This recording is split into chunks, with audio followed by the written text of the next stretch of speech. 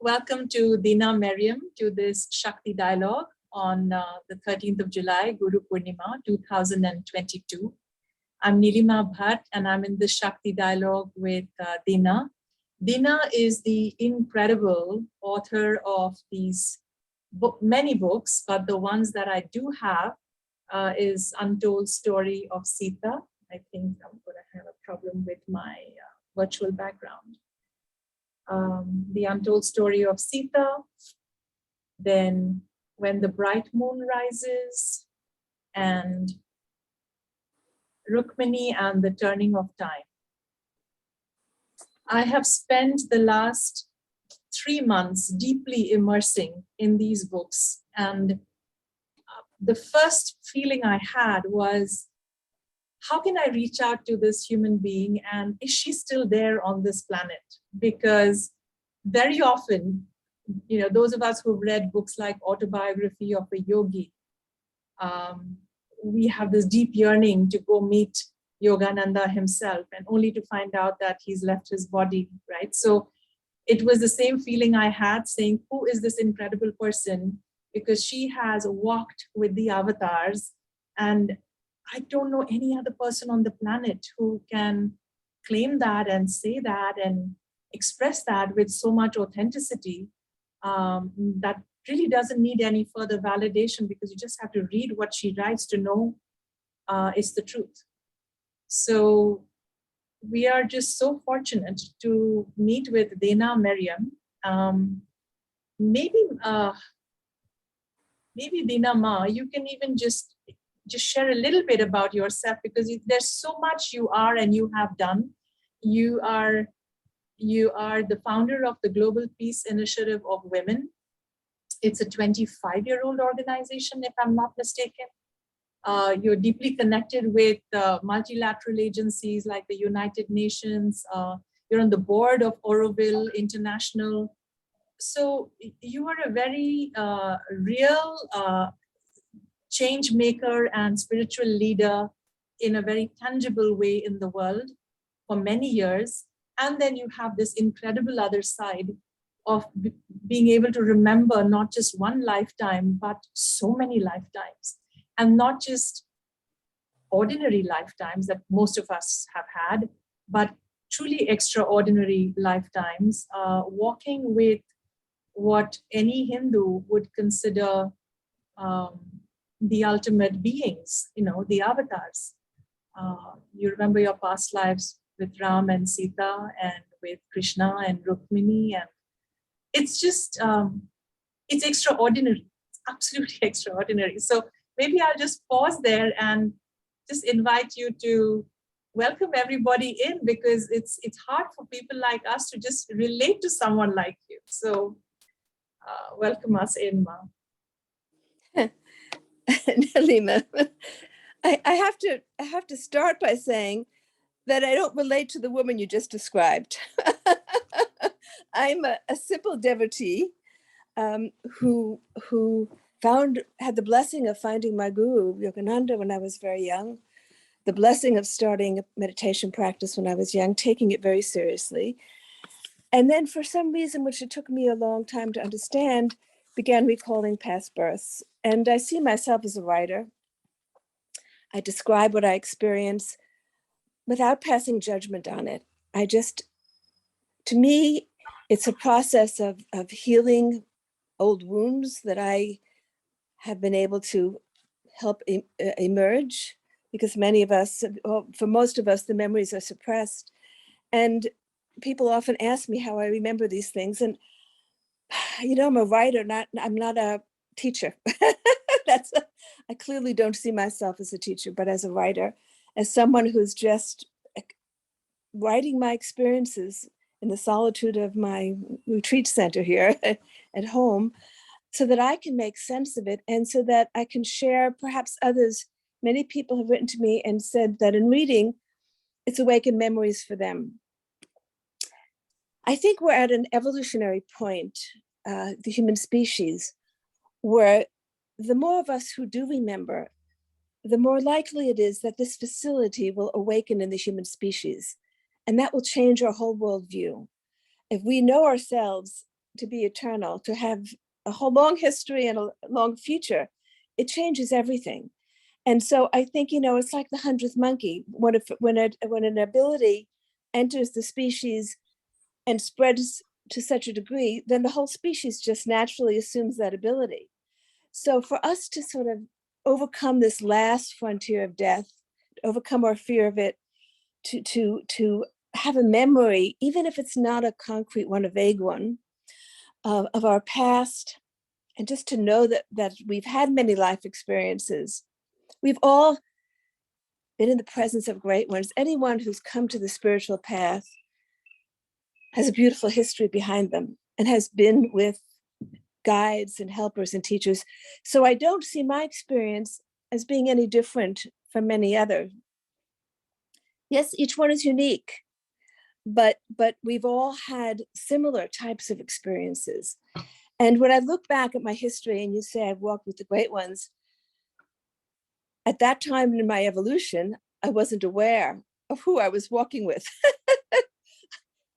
A simple servant, a simple resident of a community, not having the consciousness that I have today. So I can look back and see it in a different perspective. But at the time, I didn't have the understanding because I've had to go through, like everyone, many life experiences to gain the understanding. What seems to us like a long time, a few thousand years, is a blink of an eye. So I can talk to you a little bit about my journey. Yes, I grew up in a very secular home, a Jewish home, where my family worshiped the arts. They were very much involved in the art world. My father was a businessman, but he was an art collector, art photographer. His passion was the arts. I was not particularly interested in that. I always had a spiritual yearning. And as soon as I got to college, I found my guru, Yogananda, but he had already left the body. But I was very serious about learning meditation. So I began a practice of meditation and study, particularly of the Gita. But I was interested in all the Vedic texts, the Upanishads, and all the others. And so I got married early, had my children early, got divorced young, and began working when I got divorced as a writer in my father's business. And then when I entered my 40s, maybe even before that, I was in my 30s, when I began having recollections of my life just previous to this. And for years after I found my guru, I was heartbroken that I couldn't meet him in person because many of my friends had been to India, met Nim Koli Baba, they were with their guru, they told wonderful stories about their guru, and they said to me, your guru's not in the body, come find a real master. And it was like, I'm in love with this one. He's not here, what can I do? This is the one I'm in love with. So I had to find him, and it took me many years to find him inside of myself. He came to me in dreams, gave me diksha, but I had to make peace with the fact that I had to find him inside.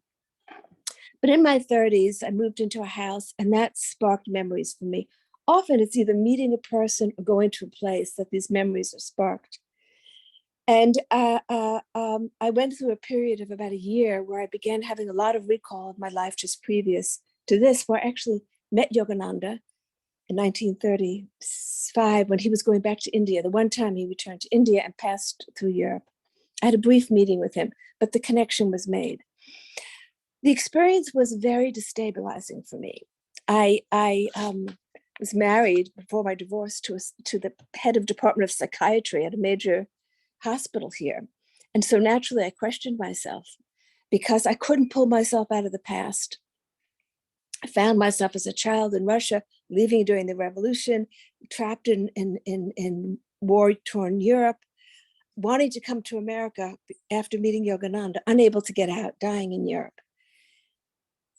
And then I saw the time between lives after I had died and Yogananda's call and being born into America where I could pursue my spiritual practices.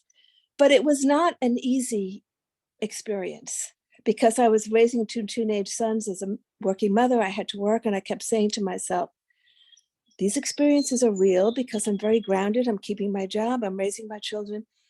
But I don't encourage people to go through what I went through because I had to relive all the pain of that life just previous. And then I began to experience the life previous to that. And it was the same thing. Experiencing every life has joy and pain. I experienced it all again. But my identity, when I was going through it, was very much tied to that lifetime. And then the life previous to that. So I went back several lives, and this took place over a period of about 10 years. I didn't talk to anybody about it, because who could you talk to about it? You know, a woman with multiple personalities. What can you say? But I began to write it. I began to write down. And as I began to write it, I began to see patterns. And it was amazing to me how people in one life appear in the next and something is completed. It was patterns of behavior. And I saw patterns of behavior which led me to do my work at the Global Peace Initiative of Women. I saw that in many lives as a woman, I felt I had no voice. I had no, my life was determined by others. I didn't have the freedom to make my own choices in life. I saw what led me to form the Global Peace Initiative of Women. So I began to see this life as a completion of many things that were begun at an earlier time.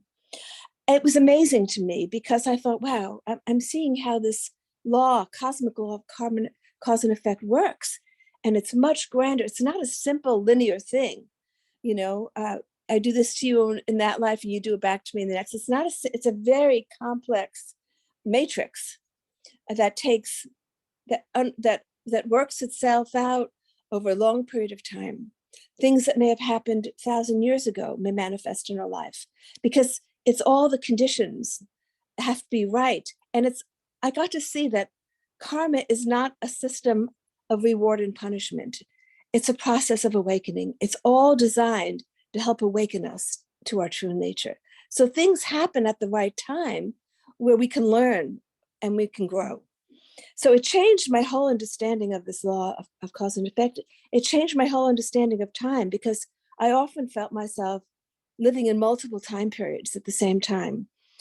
Things that were happening to me now, I was able to see the cause hundreds of years earlier and see what led to what's taking place. It was an amazing experience. It also completely changed my relationship with death. There's an innate fear of death that we all have. It's sort of built in to the system so that we preserve our bodies. But I got to remember times between births on earth, and that was the home and this was the going out.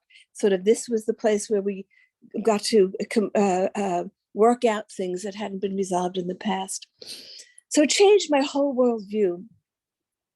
But still, I hadn't shown this to anybody. I had written my account of 6 or 7 lives and tried to make the connections. And then I showed it to a writer friend of mine who had just been diagnosed with pancreatic cancer. She was a Jewish secular friend, just started TM meditation, and she was searching because she was facing death herself. So reluctantly, I showed her my draft of the first book, My Journey Through Time. And she said to me, Dena, you have to publish this. It actually was such a comfort to her as she was facing death. And then I showed it to a few of my spiritual friends who said, you can't publish this. Or if you do, use a pseudonym. I said, it's my life. How can I use it? I mean, either I publish it or I don't. I went ahead and published it.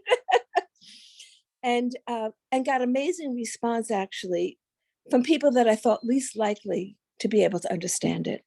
Friends of mine, because I worked in the interfaith world, heads of Christian institutions, who said it led them on a search. There's so much scientific evidence now about the subject.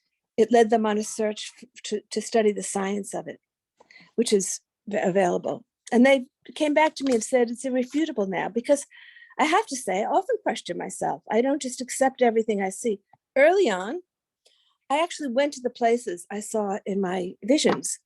I went to Russia. I took a trip to Russia. I took a trip to the place I'd seen my deathbed in Europe, in Prague. I had to find the places to confirm. So early on, I was something of a scientist, and then I sort of gave it up. After my first book, I sort of continued the work that I do at the Global Peace Initiative. I thought that was it. I had written a book and that was it. And then I had organized a conference in Varanasi on Dharma, on the theme of Dharma. And after it was over, we were close enough to Ayodhya.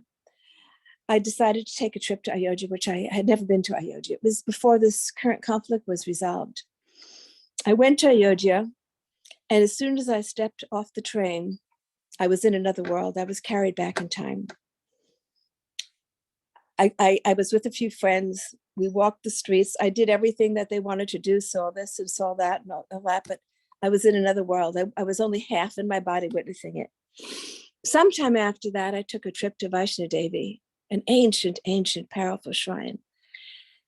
And then I talk about this in the book on Sita. And then I visited the Raghunath temple which was right near the Vaishno Devi shrine. And it was there when I really had a very concrete vision of myself sitting at the feet of as a child before Sri Ram. And then the whole book came to me after that for the months, the year that followed. I lived in Sita Loka.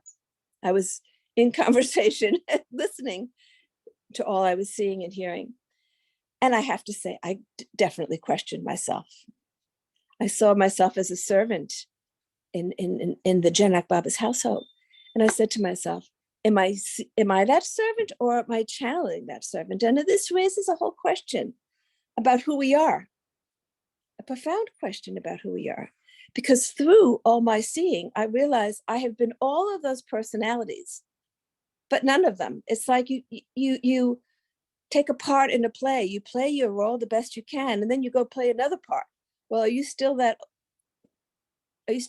part you played a few years ago? You've moved on. You're playing another role, and then another role, and another role. So yes, you still have the memory of that role, but you're no longer that character because you've since played so many other characters. So the whole question of identity really sat with me. And that was the most profound part of it, because I realized that my role of Dena is just another one of these personalities that I'm playing now. And in a short period of time, it will become a memory like those other personalities. The memory will remain. And whatever Dena has gained will be carried into the next articulation, next expression. So I began to identify with that which is behind all these manifestations. And so for me, it was a profound, and continues to be a profound journey. I'm just finishing another book. And in this book, which takes place, begins in 12th century Tibet, and then talks about a successive life in 13th century India. And I say to myself, it ties together threads that had begun in other books. So when the bright moon rises, things that began there are completed in this book. And so it's an ongoing story. You know, the degree to which all the lives are interconnected, I can't express the extent to which that is true, is that nothing can be seen in isolation, because nothing exists in isolation. We are a culmination of all we have been in the past. And this is just a continuing of who we are going to become, because ultimately we will awaken to our true identity and see ourselves as a projection of that one force. So when you say that I walk with avatars, we've all walked with avatars. The avatars are with us today. Sita is here, a living presence. We all are walking with Sita. It's a matter of whether we see her or not. Since writing the book on Sita, she has been a living presence for me, and Ram as well. And I've always been, even before I wrote the book, I've always seen myself as a devotee of Ram. But he was more of an abstraction, a concept, rather than someone that I talked to, a living presence for me. And the same is true of the Rukmini book. And so in each book, I feel, first of all, I'm receiving teachings which may have come to me at an earlier time that I didn't understand. Now I'm receiving those teachings, and I see them in a different light. Now I'm able to absorb the teachings which may have come to me earlier, but which I couldn't grasp because I didn't have the experience, I didn't have the awareness yet to understand what I was witnessing. So now I'm able to incorporate those teachings and help them, and they are transforming who I am now. So I'm still in the process of becoming, as we all are. I love what you just said, that you're still in a process of becoming, and you are now remembering or understanding what you were shown then, but you are beginning to only realize it now. And that kind of connects to our truth and reconciliation theme today. We are at this incredible time where we have separated from nature. As a humanity, we have a ecological crisis on our hands. We're also at the end of the patriarchy, and women are rising and need to find their voice. And it's almost as if SitaMata has revealed her form and her true nature and her true purpose of that incarnation to you in a way that is not just for you, but for the world at this time. Because what SitaMata has represented in the Indian psyche for far too long is the suffering one full of tears, right? And the woman who was abducted by another man, and so I want you to tell us about the incredible reframing of who was and is Mata Sita, and why this is my feeling, right? That this past life memory has come to you so that through you, India and the world can reconcile with the truth of who she really is and was.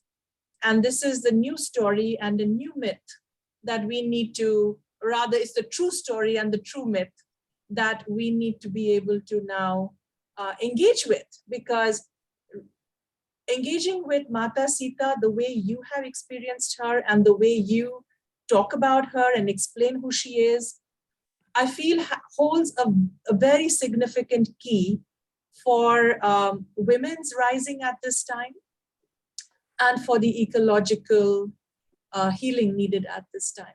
So could you speak to that? There's nothing I love more than speaking about Sita Ma. The whole series of events was designed by her.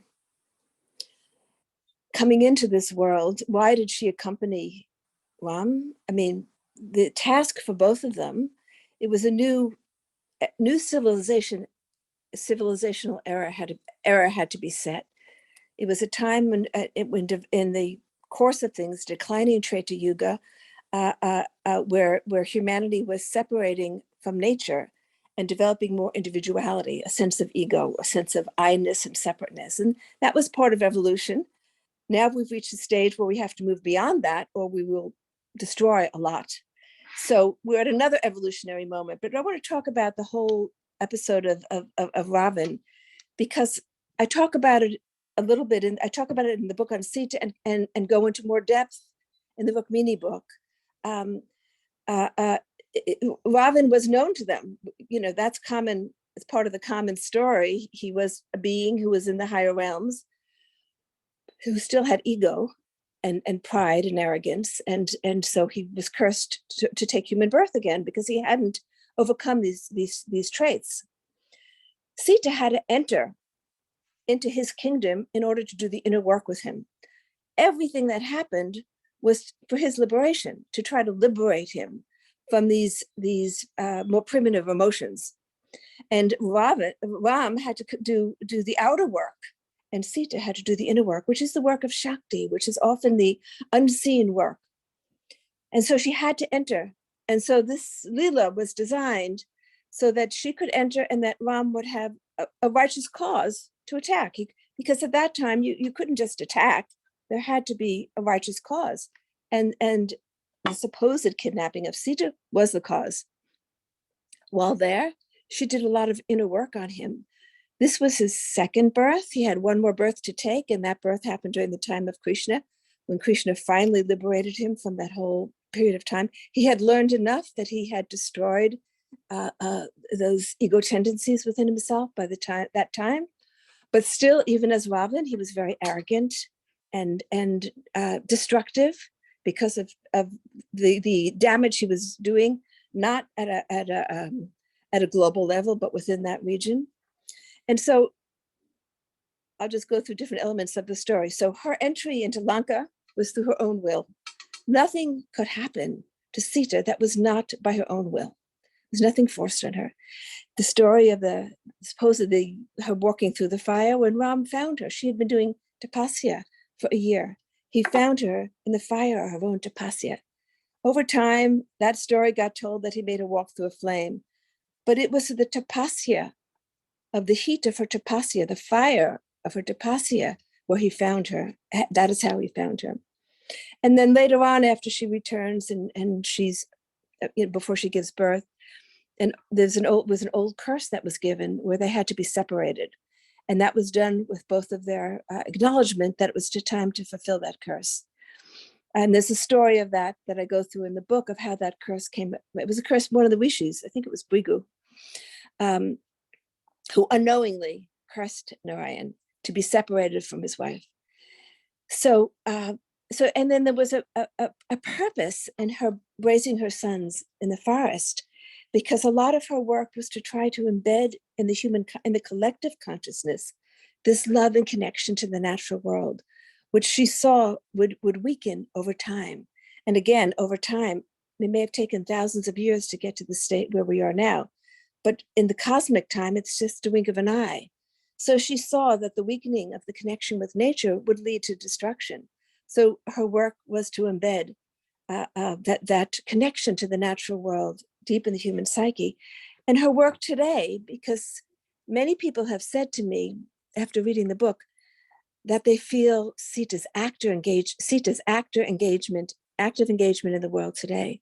And I think that's true. I think many of us are aware that the need for evolution, for humanity to again reconnect with the natural world and see our union with it, and again awaken the love for it, so that we can evolve beyond this domination mentality. I call it a domination gene, and it evolved during the Dwapara Yuga and then the succeeding Kali Yuga, and now as we're emerging from the Kali Yuga, we have to evolve beyond it. It's domination of nature, it's gender domination, it's economic domination, it's ethnic domination, it's all the same, comes from the same root of this need to feel superior to the other, whatever that other is.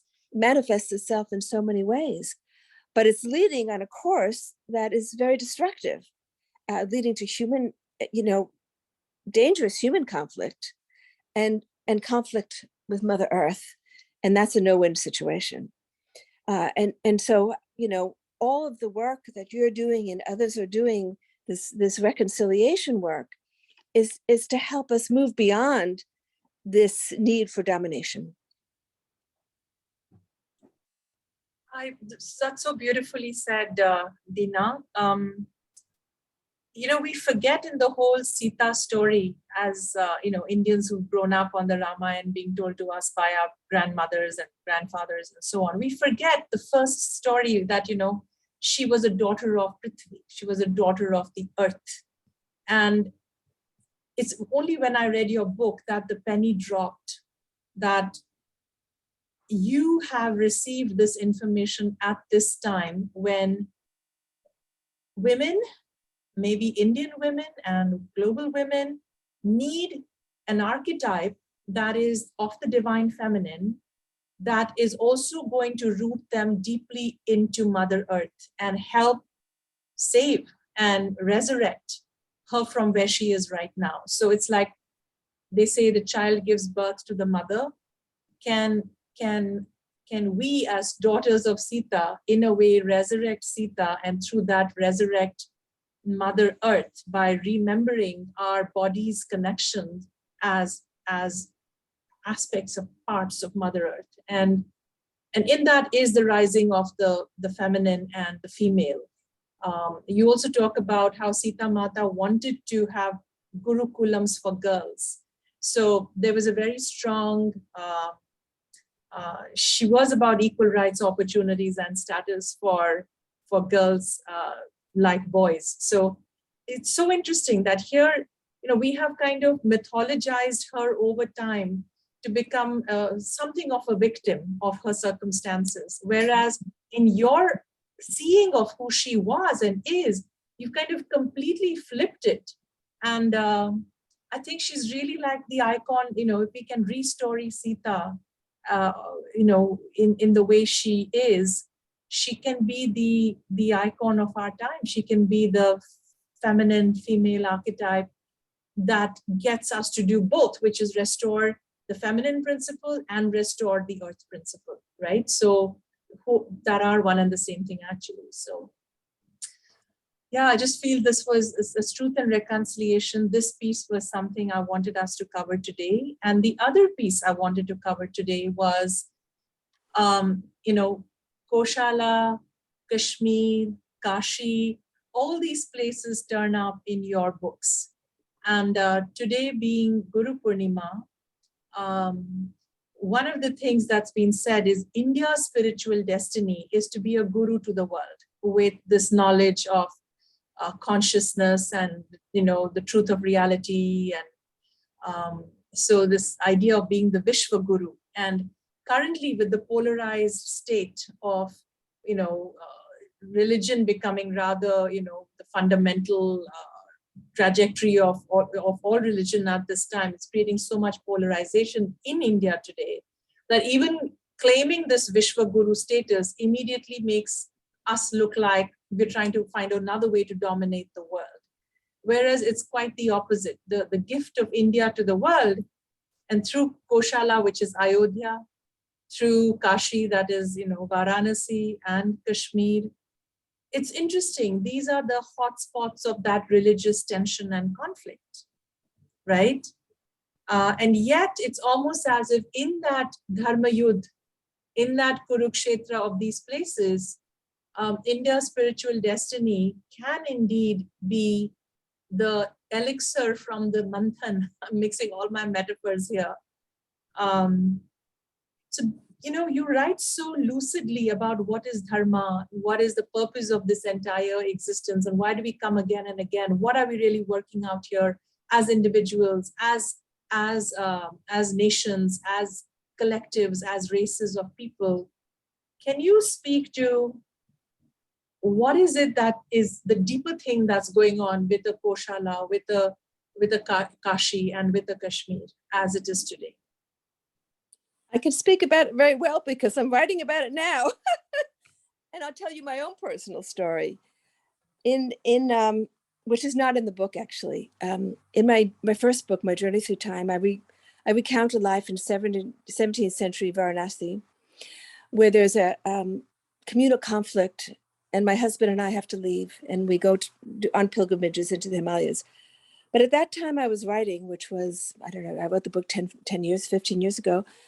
I didn't know what was the communal conflict. There was communal conflict.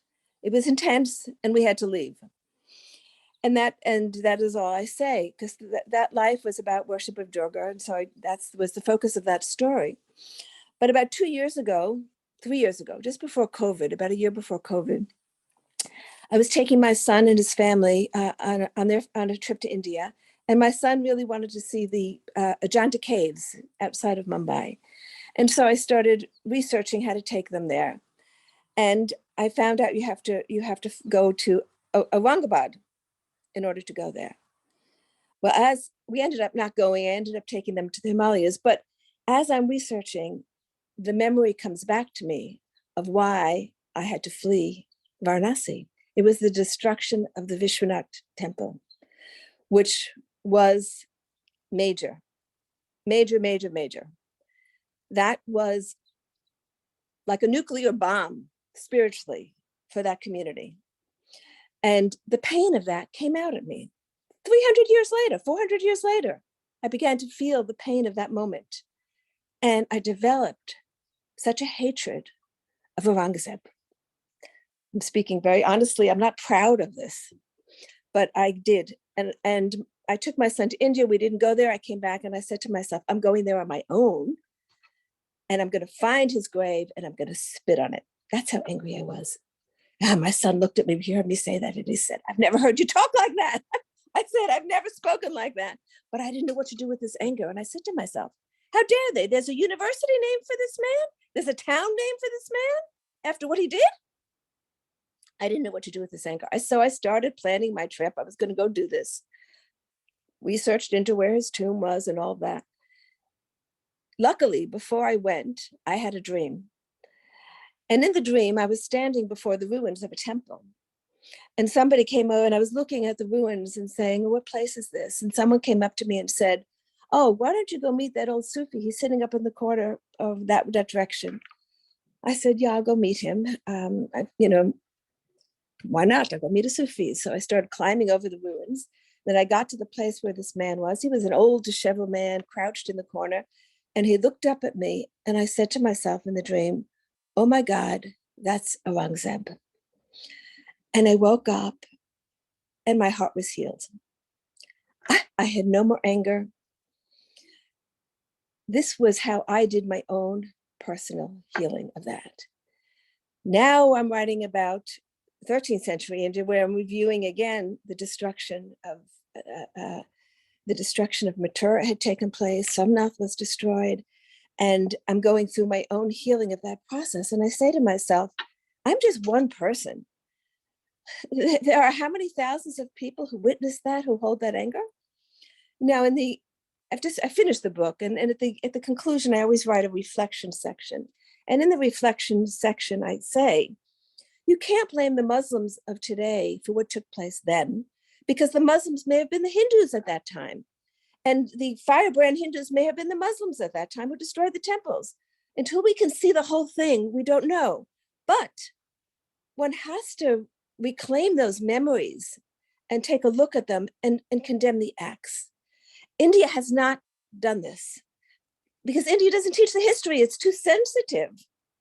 I mean, look what happened when someone tried to speak out about recently, when someone speak out about the Shiva Lingam. Don't spit in the Shiva Lingam. It's not a fountain. Created almost a world crisis. How can we have, this is truth and reconciliation. How can we acknowledge the past without polarization? How can we not blame the community of today for something done 300 years ago? But I've been following some of the chatter because it surprises me when Indians talk about their history and go no further back, and they only glorify the Mughal era. And I've heard people say, who cares what happened 300 years ago? Why are you talking about what happened 400 years ago? Because the wounds are in me. That's why I'm talking about it. The wounds are in me. I carried those wounds around until I was able to heal myself. I'm still in the process of healing that because I have to evolve to a grander vision and to see. And so in this book that I'm writing now, which talks about that in the second part, it deals both with Tibet. And of course, we all know, there's a lot of healing that hasn't even been initiated with Tibet because it can't yet be initiated until you've moved into another era. But India's moved into another era and that healing can begin. But you have to first acknowledge it. You have to acknowledge it, and everyone has to acknowledge it because it's part of the collective history. It happened. But can we get to the place of talking about it and healing it without blame, without evoking further anger? Now, what happened to me is the anger emerged. Fortunately, I was blessed to have an experience that helped heal that anger. And so and I think the political structures have, don't want to risk awakening more anger. There's already anger there that's coming out in unhealthy ways. A man was beheaded in New Jaipur. For what? He was a poor tailor. Why was he beheaded? Because things are still so sensitive, it's hard to talk about it. As a human community, we can't go through truth and reconciliation until we can talk about this in a safe way. And I think that's the challenge now is I just asked a friend. A lot of the Muslim countries were very upset about what happened recently with that statement by the woman. I can't remember her name. And I said, well, why didn't Modi come out and say, an insult was made against Shiva, that also has to be condemned. You want respect for your prophet, don't insult Shiva. We have to have a mutual agreement here. It's not a one-way street, it's mutual. There has to be an acknowledgement that a lot of pain was inflicted on the Hindu community, a lot of pain. And that has to be in the history books. It's not taught because it's so sensitive. And so how can we have truth and reconciliation if we continue to repress this? If you don't awaken your own memories, now there are many people living outside of India who were in India at that time who have those memories. There's a reason why memories are sort of put away in a corner, put in a drawer somewhere. Not everybody can handle them. There's enough pain in one life to have to handle the pain of all the lives.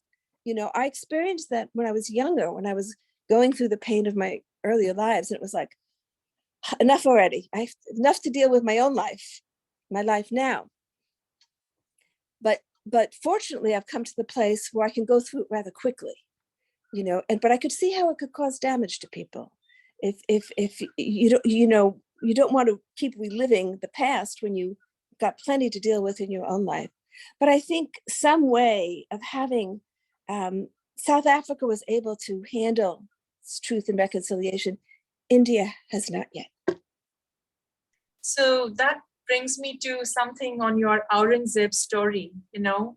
One of the big learnings from your many journeys and remembering of many lifetimes is this very precise law of karma. And when you had shared the Aurangzeb story with me privately once, you said when you found him in your dream sitting in this very disheveled way, this poor sorry man, you said no one needs to punish him because your karmas punish you. In a way, you have to atone for whatever you did, and no one else needs to punish you, right? So that was a very interesting insight for me, that all of us go through these many lives, and we just have to keep growing from our mistakes. And so do you want to speak a little bit about that? And then I want to take it to the question of India's spiritual destiny of working out human unity. What if all this was part of a grander story? I think that if one can move beyond the passions, which is what we all need to do, and once the larger your vision grows, the less reactive you are. You can see things without getting emotionally engaged.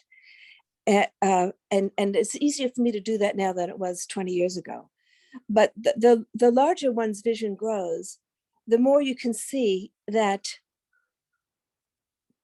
the law of cause and effect is the ultimate justice in the world. Human justice, we make an attempt, but it's this justice that's built into the operation of the universe that ultimately balances everything. What is this law of justice? It's about maintaining the balance, the harmony. Every action, every thought is an energy put out into the universe that needs to find its balance. And so negative thoughts and actions put out will reverberate in such a way that balance will be achieved. It could take place over decades or centuries or millennium, but nothing is lost. No thought, no action is lost. No emotion is lost because it's energy. Energy doesn't disappear into nothingness.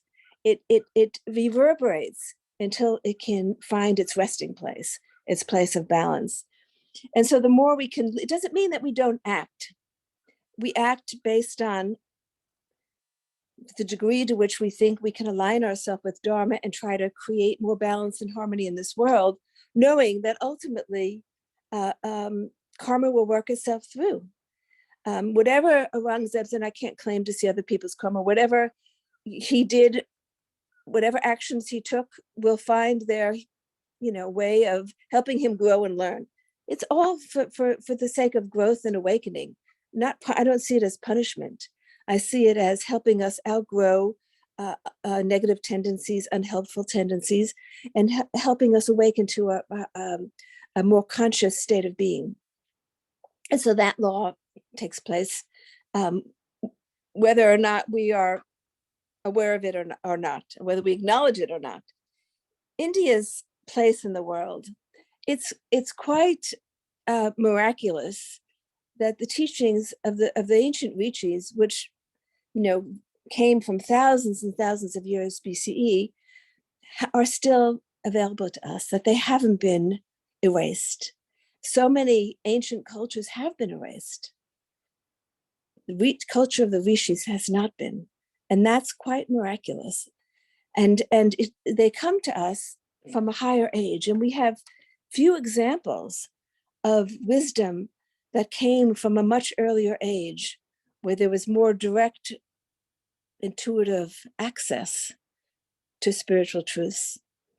So the fact that they have survived, and I think India went through 1,000 years of assaults, external assaults, trying to eradicate this ancient culture. You look at what happened in so many other parts of the world, in Latin America, and the Americas, even Europe. Very little remains of the ancient cultures.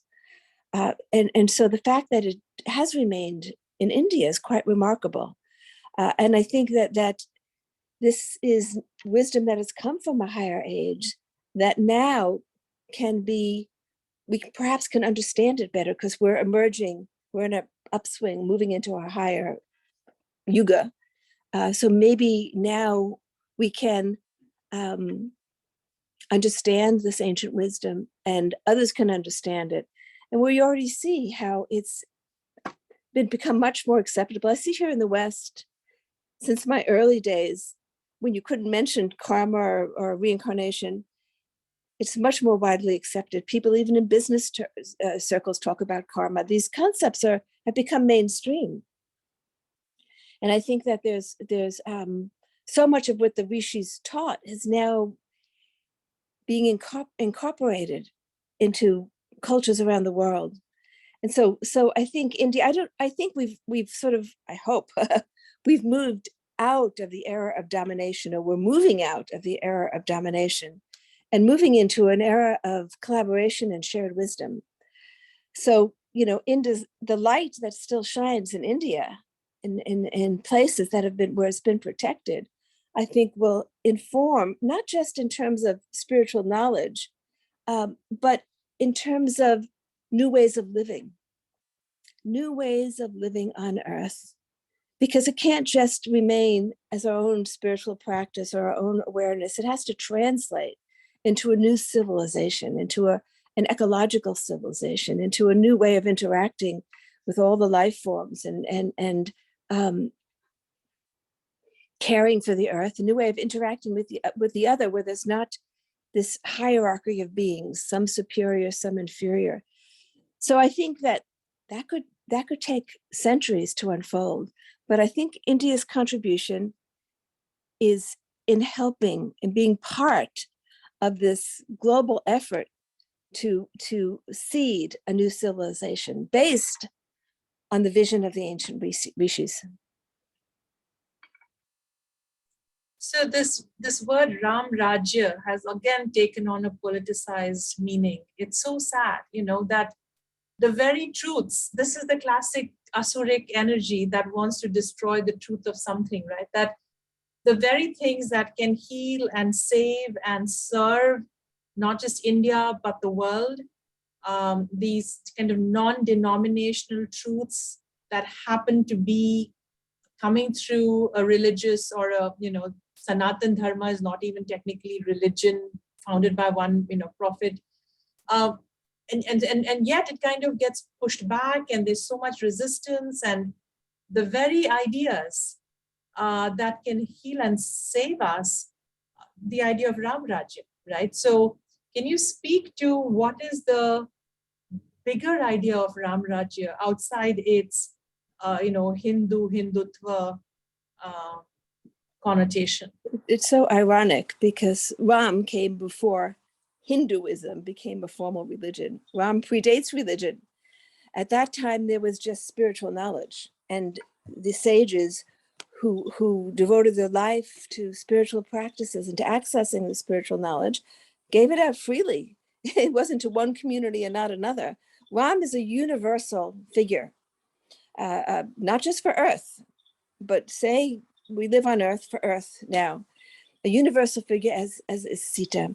And we all long for Ram Raja, for the guidance of wisdom leader who can think beyond the narrow interests of political parties and think of the well-being of the Earth community.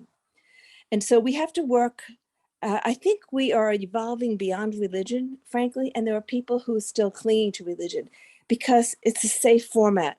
It's identity. It's a matter of identity. I'm this, I'm that. I know the boundaries. I know the laws, and I'm safe if I stick within those laws and just follow this path, this narrow, confined path.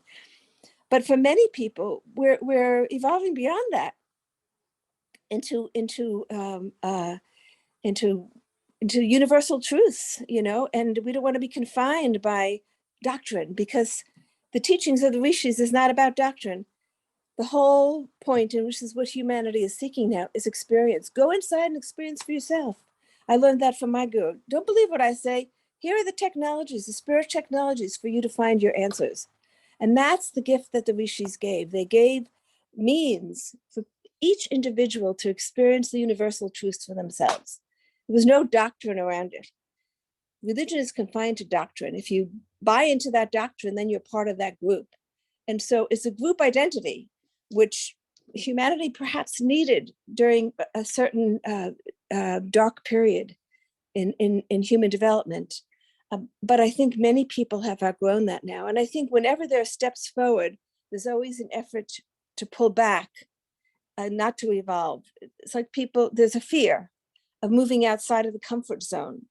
And I think that's what we're experiencing now. It's humanity is being forced to evolve, but then there are those who are resisting moving out of their comfort zone and are holding on to their religious identity.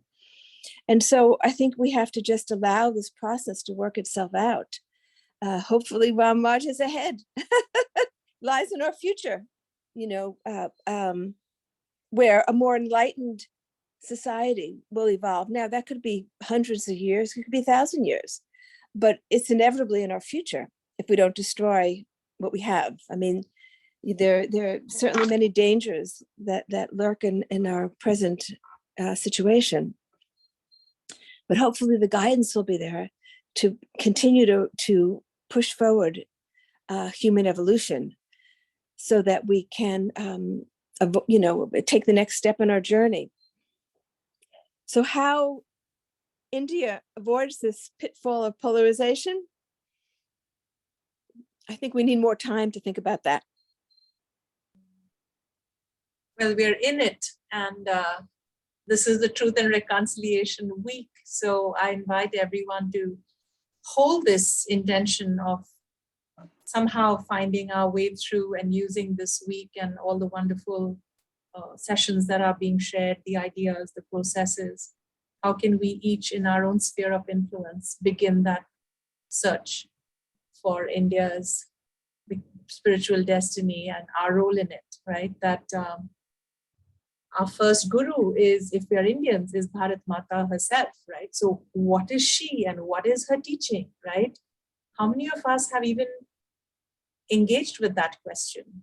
And I would like us to explore that idea, because on Guru Purnima, we have a guru, Mother Shri Aurobindo, Swami Shivananda, etc. Or then you would say, Gaia is my guru, earth is my guru. But what about Bharat Mata, as the idea of India? And she's just sitting with so much incredible wisdom, unbroken, wisdom. We're like fish in the water of that wisdom. We don't even know it. And so can we today look at her as our guru, Bharat Mata, Mother India, and what is she here to teach us? And we're talking about the Ganga. I was reading this book on the, Namami Gange project, that one French woman says to the IAS officer who was given the task of cleaning up the Ganga. She says, her theory on why we revere the Ganga, but we also go and pollute her. So it's because, you call her Ganga Ma. She's a mother. And we always just take our mother for granted.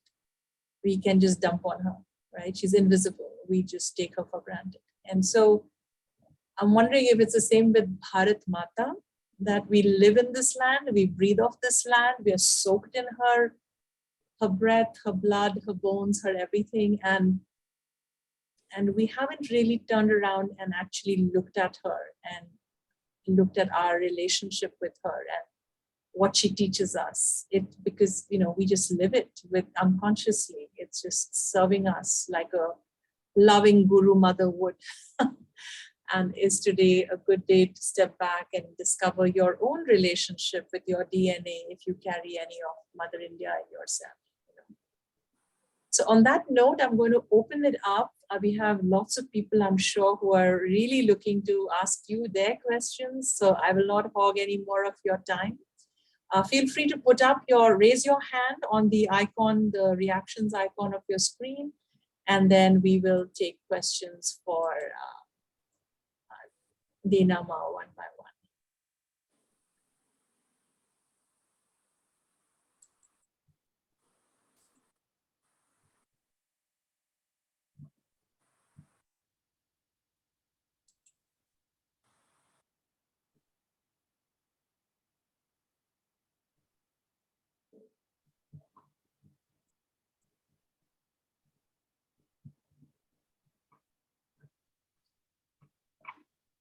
We'll give it some time because that's a lot to have digested. There you go. Uma, go ahead.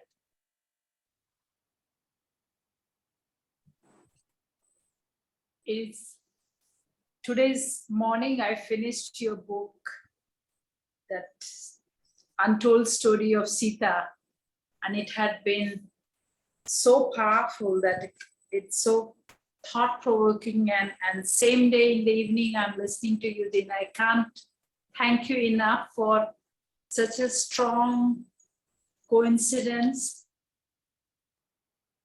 It feels like if this is what has to emerge, it's a very powerful time to hold this space of truth and reconciliation for India at last, to rewrite the Indian history. And I find this is overwhelmingly powerful.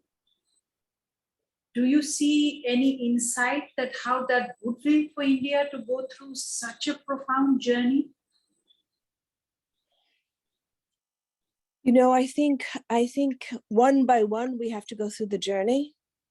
We each impact the collective, and I think it's something I do think about because I have such a history with India, a history and a future. My work with India is not done, and because I have so many spiritual ties there, I feel, to me, it was beautiful, Nilima, listening to you talk about Bharat. Bharat, it's the place for the seekers of knowledge. So I see Bharat. My hope is that the Modi, before he leaves, that he changes India to Bharat, because that really says what India is. It's the place, it's for the seekers of knowledge, and all those seeking knowledge live in Bharat. I see Bharat as a spiritual entity that manifests within a geographical boundary, but is a spiritual place that all of those who seek knowledge can live in Bharat. I live there. I live in Bharat. I'm a seeker of knowledge. The more of us who can go through this process within ourselves, and as I said, I'm still going through the process. The book I'm writing, that I'm just finishing, is yet another articulation of going through that process of making peace with the past, of healing the past. And I think I have a lot of hope for India. I really do. I have a lot of hope for India because I've spent a lot of time going to pilgrimage places, going up to Badrinath and many such places, Gangotri and others, Kedarnath. And Vaishnav Devi, and I feel the spiritual power of those places. And I feel that spiritual power is what has protected India through centuries of suffering, through centuries of assault, and will protect India and help us emerge into a new place. You know, I think how that translates practically is a challenge that we all have to think about. How it translates into practical action, political decisions. You know, I've putting a lot of energy into this place called Oroville because that was a vision that Shubhendra the mother had for the future to help human evolution, to help with the transformation of human nature, which is what all spiritual work is about, transformation of, but to do it as a collective. We all do it individually, but to do it as a collective. I mean, now there are 3,500 people. She envisioned it as a place of 40, 50,000 people, all doing that work. If that can truly manifest, you have that larger collective doing that work. Even before, we can't wait for that, even virtually, if we are part of a collective doing that work with the transformation of our own nature, that will have an impact. And so I see a very important role for India in the future. But for that to really manifest, a lot of this healing has to take place. A lot of the healing. And how can there not be deep wounds after what has taken place? I asked a friend recently, I said, there's so much sympathy with indigenous cultures that have gone through that assault. I also work in the US with the Native American communities who had access to a certain wisdom, and they went through a genocide. And they're a very downtrodden people right now. But there are people within those communities seeking to revive what they had. There's such sympathy for them. And I asked my friend, why isn't there world sympathy for the indigenous community of India, the Hindu community that went through a similar thing, only survived and didn't go through what the Native Americans did in this country and throughout Latin America, and even the indigenous communities of Europe. In my current book, I recall a life of some of the indigenous communities in Europe that were practically eradicated. In so many parts of the world, they were all but eradicated. It didn't happen in India. Why? There's a reason for that. And so I think that there is an important role in the future, but there's a lot of work to be done to get to that, in order to get to that place. And all we can do is do it individually, because this has been my struggle to understand this, all of the work of the Global Peace Initiative of Women, where I'd say, okay, I can understand individually how we do our work in working through our shadows, eradicating our shadows, but how does a collective do that? You know, I first worked with Israel and Palestine, and then Iraq and Afghanistan, many places of conflict where they're just unable to break through their traumas. India, I think, is a different situation because there's still so many people of awakened consciousness there. And there's still so much spiritual effort going on. So I have great hope that, if not in my lifetime, in my next birth or the birth after that, that we'll see.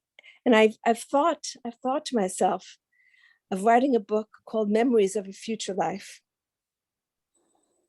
Wow. I don't yet have enough information. I don't know if I'll get enough information.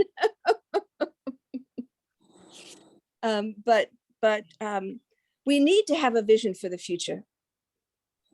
What future society, and this is sort of the work we're doing in Oroville now. What does Oroville want to be? Aside from just a wonderful place to live, what does it want to offer the human community? What is it there for? Not just for your own personal spiritual growth. It's meant to provide a blueprint for the future. And so, and there have been other attempts like that. Oroville is one of the few that have really survived because it has a very strong spiritual energy. But we shouldn't take that for granted, as you said, Nilima. We tend to take things for granted. We shouldn't take spiritual energy can be depleted. Because of writing my book on Tibet, I've been delving into that place, and there were enlightened beings, just like in the 19th century in India. There were a whole series of enlightened beings who took birth. India's freedom is because of them, not because of any political leadership. Gandhi was the tip of the iceberg. The work was already done by these spiritual leaders in the 19th century, early 20th century, just made it possible for Gandhi to just do the last bit of it. The same thing was happening in Tibet, an influx of enlightened people, but they warned, the store of merit is being depleted because of sectarian conflict. Tend to it, or the store of good karma will be depleted. We shouldn't take these things for granted.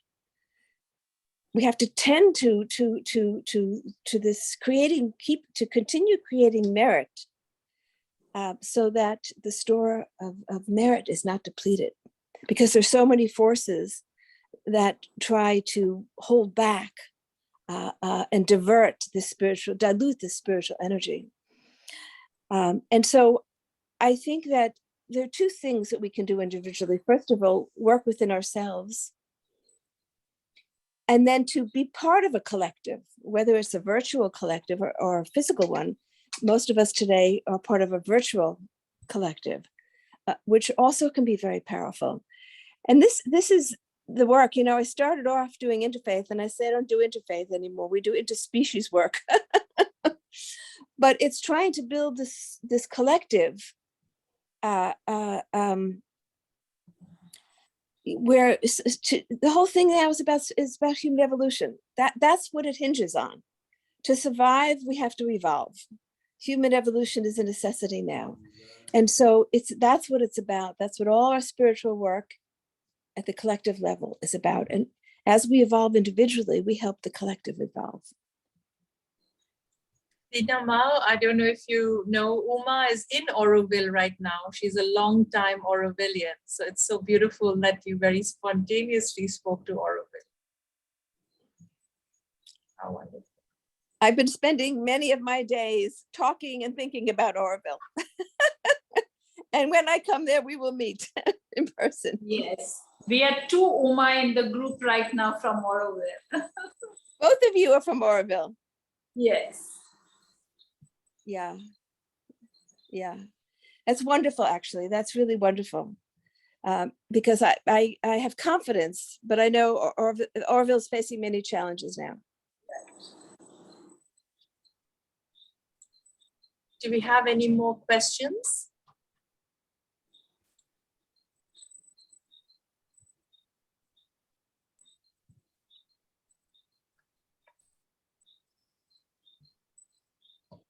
I have one difficult one, so I'm going to go for it. I read all your books, Dinama, and at the end of it, I was thinking, this whole karma leela, right? That this game, this universe, which is built on the law of karma, we come in unconscious. So obviously we create so much negative karma. And then we have to go lifetime after lifetime. And as long as we are unconscious, we will continue to create more negative karma. So I'm just wondering, just like you said, Ram and Sita's avatar was at a time of a change of yuga, where SitaMata felt very strongly that justice cannot be maintained through curses of sages. And therefore, they moved it to some sort of a structure, right, of a social justice system, which is what Ram Rajya was supposed to be. I think Panchayat and so on, right? All that kind of versions of that began then, instead of just having these enlightened rishis give curses, because sometimes they were not so enlightened as the age of consciousness was going down and power was in the hands of an occasionally unconscious rishi who would cause great damage with a curse. I am wondering, has the Leela maker had enough of the game of karma? Because it just feels like, oh my God, this is one big loop, hamsters on the wheel. It's not going to end. So Mother and Sri Aurobindo talk about the supramental age. And I'm wondering if there will be a new law that works that age, surely there must be another better way than just having to make your mistakes and then come back and learn from them. And, there must be happier ways to grow and evolve. The spiritual technologies that are given are ways to neutralize samskara. So there are ways. It's not, when you're living unconsciously without doing any spiritual practice, just being reactive to what happens to you. You get angry, you like this person, you don't like that. And karma is not just that, it's also behavioral patterns. So one of the behavioral patterns I had to get over was keeping my spiritual practice secret. I had to do that through a number of lives. And even in this life, I had to do it early in my life because I came from a Jewish background. I had to hide my pictures of my guru. My mother thought I had joined a cult, and I ended up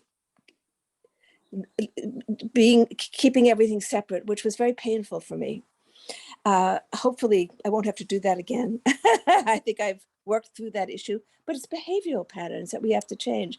But there are spiritual technologies, all spiritual practices, whether it's mantra, I do the Kriya Yoga practice, different Kundalini practices. It rattles the seeds, these imprints. What is samskara? Imprints that we have left, imprints of thoughts and behavior patterns and ways of thinking. Spiritual practices change the grooves in the brain, sort of regrooves the brain, and it changes these habits and patterns. And so I don't see karma as a negative, as a problem that we want to do away with it. It's a law of the universe that these things leave imprints, that energies have an effect. It's like the law of gravity. Yes, there are ways to overcome the law of gravity. It's a law, but there are ways to overcome it. Masters can levitate. They're overcoming the law of gravity. So we luckily we have ways to overcome these laws, but you have to get to a certain level of realization. Not anybody can levitate. You can materialize and dematerialize. All the laws of nature can be overcome. That's when we know our identity to be one with the universal. So when you overcome the identity with the ego, that's what I say, the whole thing about rebirth is a matter of how we identify. Once you know yourself to be a part of that universal consciousness, the laws of nature don't apply to you. But you no longer ego identified. There's no ego there to say, aha, I've overcome the laws. There are certain people who gain siddhis who are not enlightened. They've learned how to manipulate the laws of nature, but they still haven't overcome the ego. So there are degrees to it. And so I think that our goal should be in purifying ourselves. I don't worry too much about the law of karma, though. When I get angry and I slip and I say to myself, okay, I don't want to carry around this anger. I want to learn to let it go. So emotions that come up, the key is hanging on to them, carrying it around with us, rather than just letting it flit through the mind. Emotions come and emotions go. Don't hang on to them, and that takes practice. That takes a lot of practice.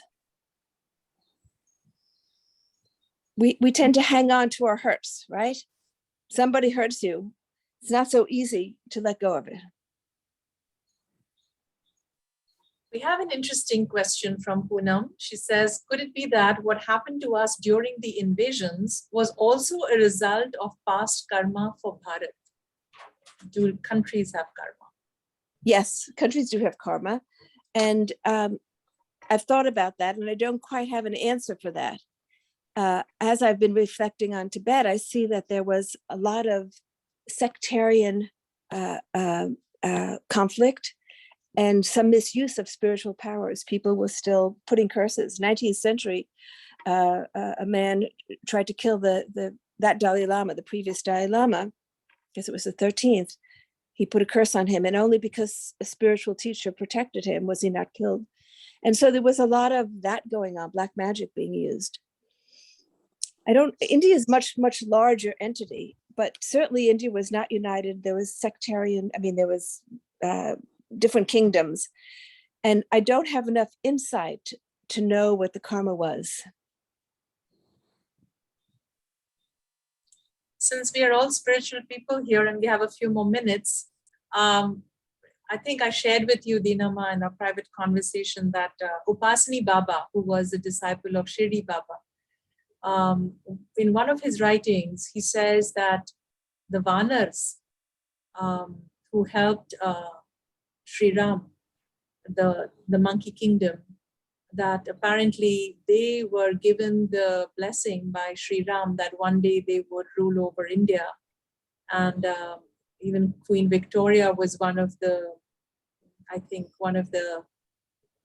people who was good to Mata Sita, from Lanka. And that they are the reincarnated British who came and ruled over India. So you told me that had such an impact. I thought about that, and I said, this is the way it works.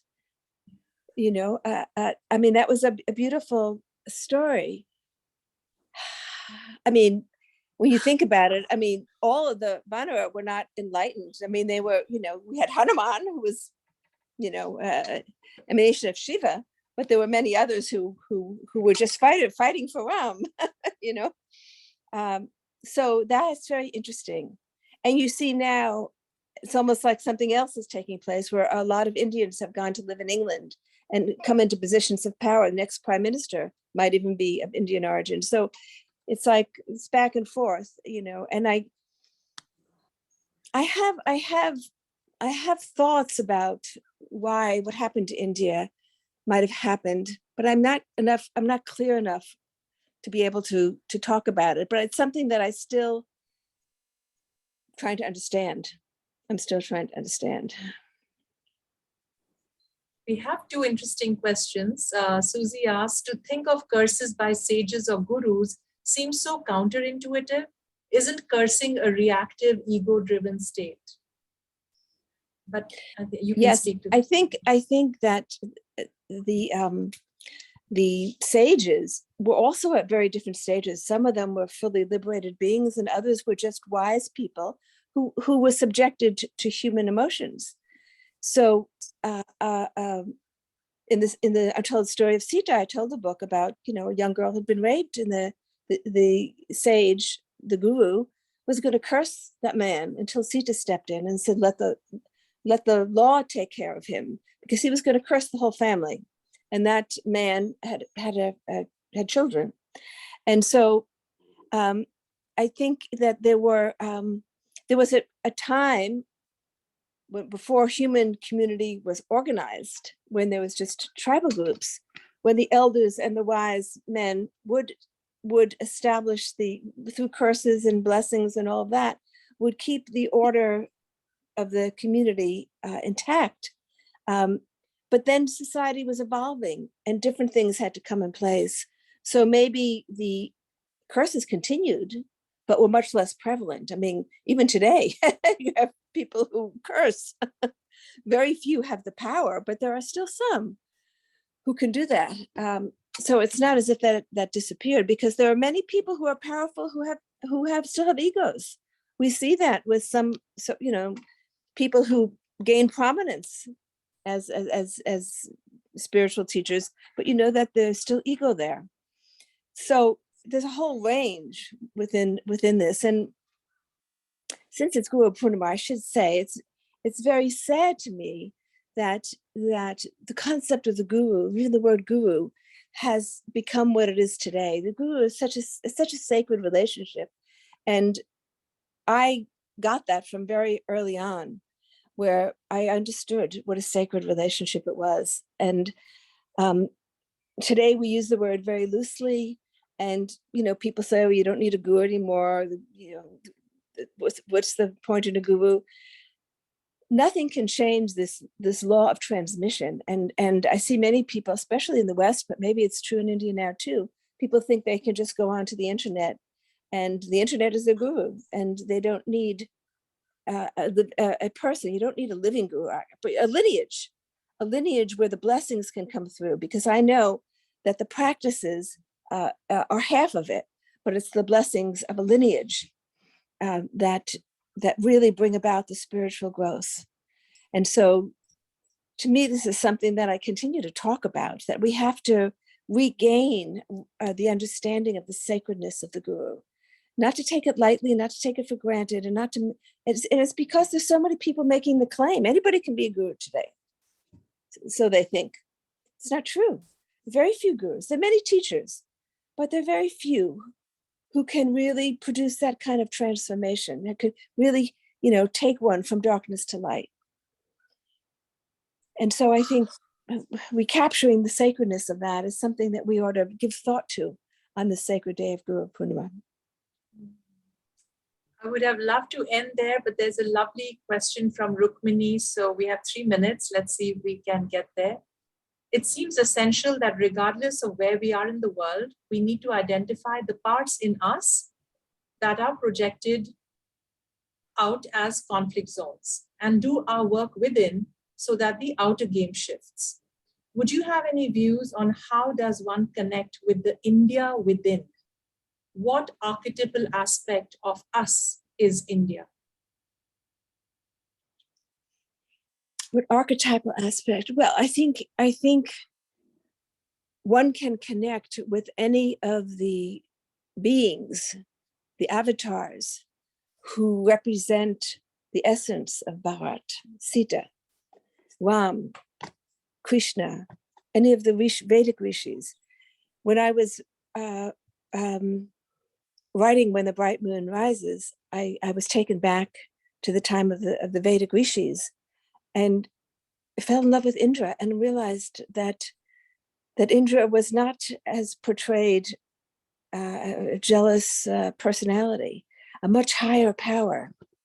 And so we can connect with any of those who manifest the qualities of Bharat. And I think it's very important to do that. I think whichever one appeals to you, and that means that you have had some relationship in the past with that being. Anyone who is drawn to Sita or Ram has had a relationship with them, whether it's, or Krishna, it's the same thing, or Shiva. It's the same. I haven't spoken much about Shiva, but my new book, I do talk about Shiva because I have tremendous love for Shiva. That's a whole nother topic. But I think connecting to these realities internally, doing our meditations, is the way for us to connect and to bring out the higher energy of Bharat. And so we all have a role to play in that. Every one of us, the billion people or more, those who don't live in India, but those who are deeply connected to Bharat, have a role to play in this by connecting to whichever aspect of that we have a history with. Because it's, after all, it's our personal relationships, it's our history that that brings about the personal relationship. Wow. So Dena Ma, we are on the hour, but if people want to stay with the closing meditation, you said it would take about 5 minutes. And I don't know if we can connect to this archetypal India within us through your meditation. Would you like to guide us? Yes, let's have, we'll have a few minutes of silence, and as we go into the silence, I'll start by saying, many of my friends, when I was younger, were going to India. I couldn't because I was already married and had young children. India came to me in the form of my guru. All that I would have gotten by going to India came to me through my guru. And I was enormously grateful. I felt that was more precious than anything, that I could receive India while sitting here at in my home in New York. And I still feel that is true. India continues to live within me. Bharat continues to live within me.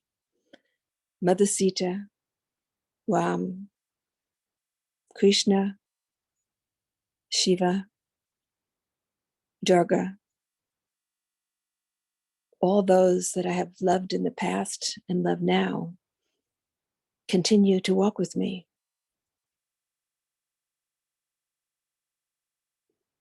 Because the memories don't die.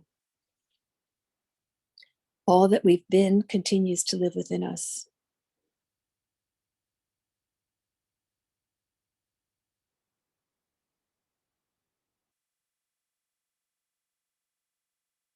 And all that we are now will continue to walk with us as we continue our journey to full awakening.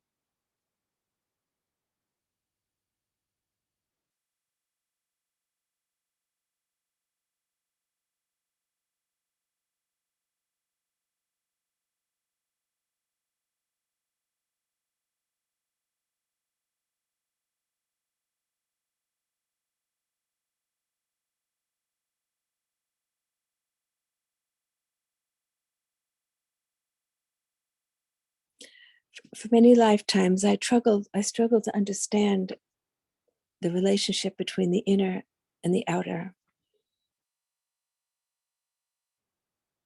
And only in this life was I able to understand that the Guru lives within, because I had to find my Guru in the internal world.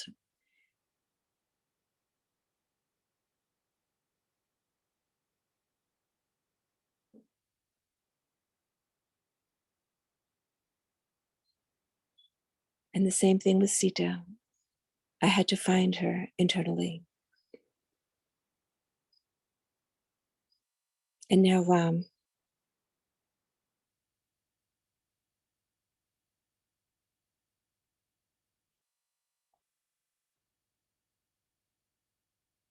Ram has an important role to play right now as we search to awaken the higher masculine energy, which is as much needed as awakening the feminine energy. That archetype of the awakened male, that is Ram.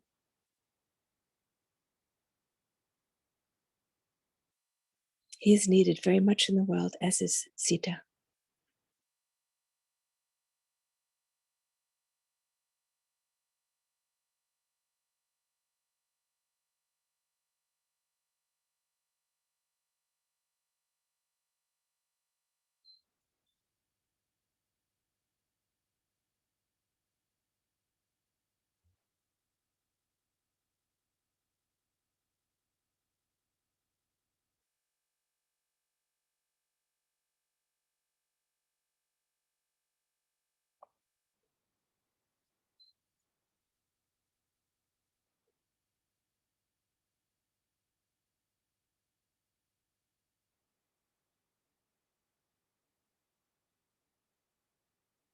So I'll end by saying, Jai Guru, Jai Ma. Om, Om, Om.